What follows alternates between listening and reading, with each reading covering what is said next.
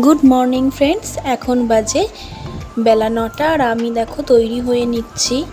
আজকের অনেক তাড়াতাড়ি ঘুম থেকে উঠেছি, কারণ আজকে একটু বাপের বাড়ি যাব। তোমরা সকলেই জানো যে আজকে কিন্তু ঋদ্ধিমানের জন্মদিন। তো আজকে বাপের বাড়ি যাব, তাই খুব সকাল সকাল উঠে পড়েছি এবং সকালের যে কাজকর্মগুলো থাকে সবই আমার সারা হয়ে গিয়েছে।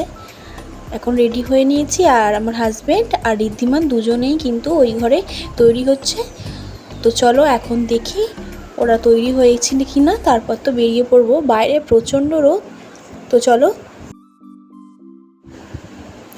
আর এই যে আমাদের বার্থডে বয় দেখো খেলা করছে, আর ও আজকের ভীষণই এক্সাইটেড, কারণ বাবার কাছে একটা জিনিস আবদার করেছে, তো ওইটার জন্য কিন্তু ভীষণই এক্সাইটেড। আর কাল রাতে না একটু বাতাসা ভিজিয়ে দিয়েছিলাম, আর সেটাই এখন খেয়ে নিচ্ছি।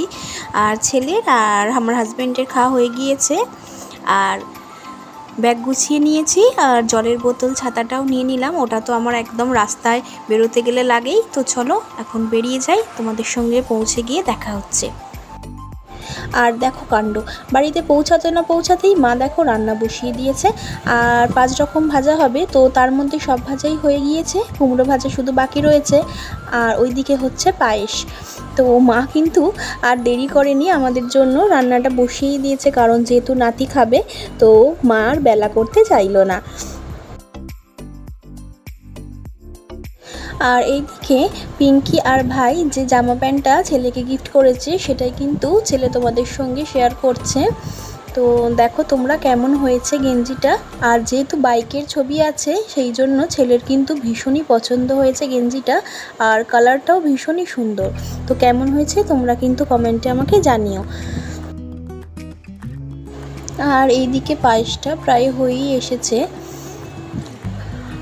মা কিন্তু ভীষণ সুন্দর পায়েস করে, মায়ের মতন আমি করতে পারি না। তো মা প্রতি বছর পায়েসটা নিজের হাতেই করে ছেলেকে খাওয়ায়।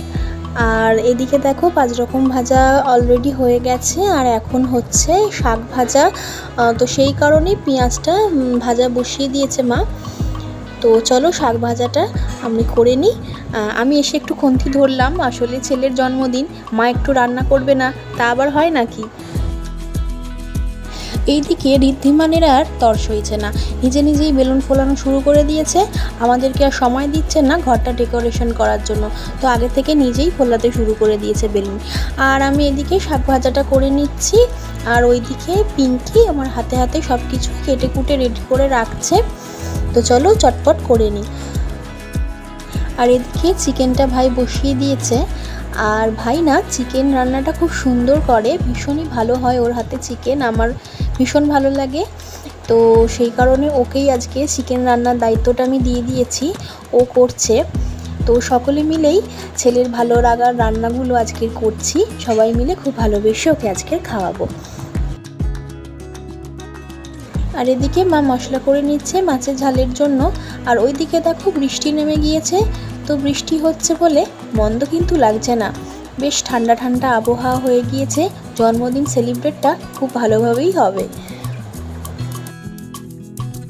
ওদিকে রান্নাবান্না আমাদের কমপ্লিট, এখন আমরা কিন্তু বেলুন ফুলিয়ে নিচ্ছি। ঘরটা একটু অল্পের মধ্যে বেলুন দিয়ে সাজিয়ে নেব, কারণ জন্মদিন বাড়ি আর বেলুন না হলে তো হয় না। তো সেই কারণেই এই ব্যবস্থা করা, যাতে ছেলের একটু ভালো লাগে। আর এই যে এখন আমরা সবাই মিলে করে নিলাম, আর এখন কিন্তু ওর প্লেটটাও সাজানো হয়ে গিয়েছে। আর প্লেটটা কিন্তু এইভাবে পিঙ্কি সাজিয়েছে, কেমন হয়েছে বলো। আর আজকে ওর পছন্দের সমস্ত রান্না আমরা করার চেষ্টা করেছি, যেমন ও চিংড়ি মাছের মালাইকারি খেতে খুব ভালোবাসে, সেটা রেখেছি। মাছের ঝাল, মাংস এগুলো খেতেও ভীষণ ভালোবাসে, তো সেইগুলোই আজকে করে দিয়েছি ওকে। তো চলো ওকে এখন খেতে বসিয়ে দিই, অনেকটাই বেলা হয়ে গিয়েছে।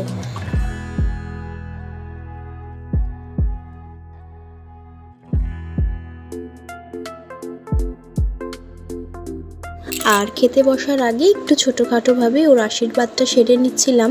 তো প্রথমেই কিন্তু মা আশীর্বাদ করে নিয়েছে।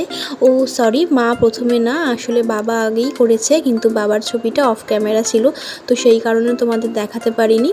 তো মা এখন আশীর্বাদ করে নিচ্ছে মায়ের আদরের নাতিকে।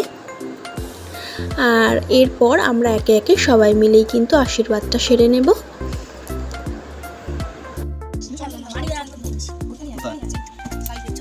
তোমরা সকলে মিলে ঋদ্ধিমানকে আশীর্বাদ করো যেন অনেক বড় হতে পারে, যেন অনেক বড় মনের মানুষ হতে পারে এবং সকল বাধা বিপত্তিকে ফেলে রেখে জীবনে যেন এগিয়ে যেতে পারে।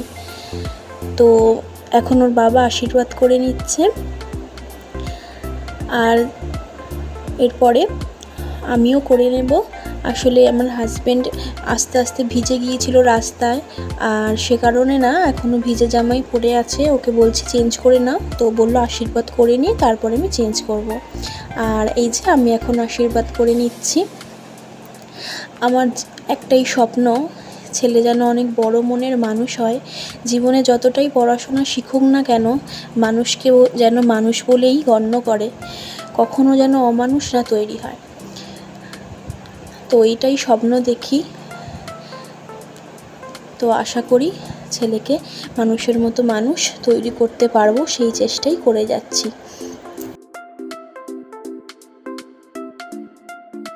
আর ওকে এটাও বোঝানোর চেষ্টা করি যে আজকে যেমন দাদু ঠাম্মা কাকা কাকিমা মনি এরা আসতে পারেনি ঠিকই, কিন্তু এরাও কিন্তু তোমাকে অনেক ভালোবাসে। আজকে তারাও কিন্তু বাড়ি থেকেই তোমাকে অনেক আশীর্বাদ করছে। তো কখনো ভেবো না ওরা দূরে আছে বলে তোমাকে কিন্তু আশীর্বাদ করছে না বা ভালোবাসে না।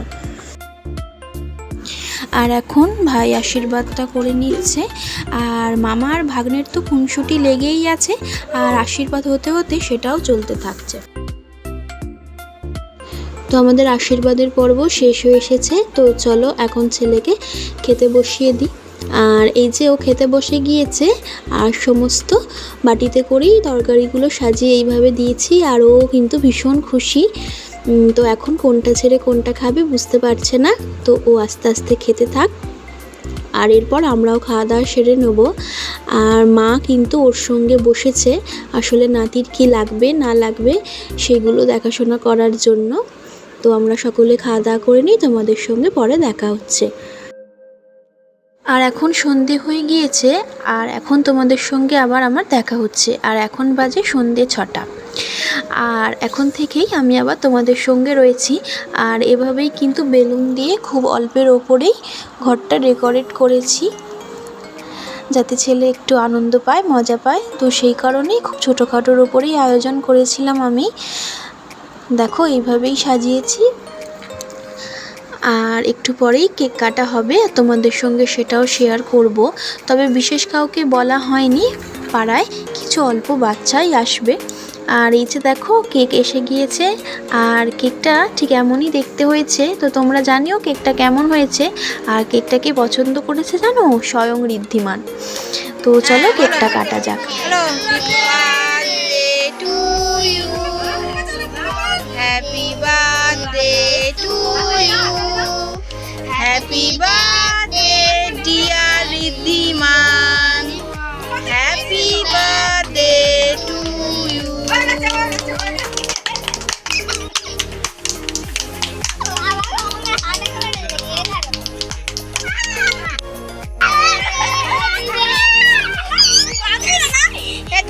থাক ওপরে ছুটতে হয়, ওপরে ছুটতে হয়, ওপরে ছুটে। Happy birthday to you.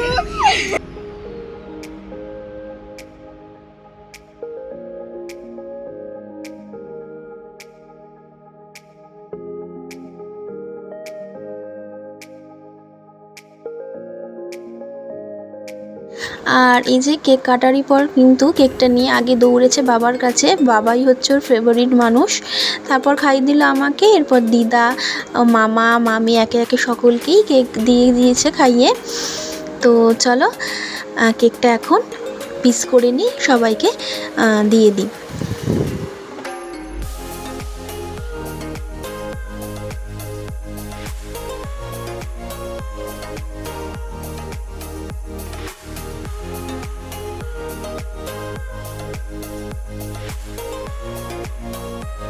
আর এই যে দেখো বাবার থেকে জন্মদিনে কি আদায় করেছে। সকালে বলেছিলাম যে বাবার কাছে একটা জিনিস আবদার করেছে, তো এই হচ্ছে রিমোট কন্ট্রোল গাড়ি। তো এইটাই বাবার কাছ থেকে নিয়েছে এবছর জন্মদিনে, আর সেটা নিয়ে খুবই ব্যস্ত। তো চলো আজকের ভিডিওটা এখানেই শেষ করছি। তো তোমাদের কেমন লাগলো আমাকে জানিও, আর তোমাদের সঙ্গে আমার দেখা হচ্ছে নেক্সট ভিডিও। সকলে ভালো থেকো আর আমার ভিডিও দেখতে থেকো, আর সবাইকে টাটা।